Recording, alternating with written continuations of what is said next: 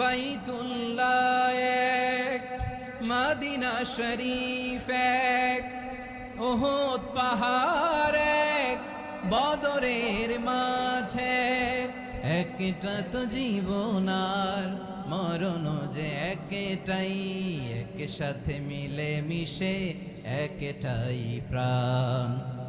তবে কেন এক নও হে মুসলমান, এক হও করিয়া হবা।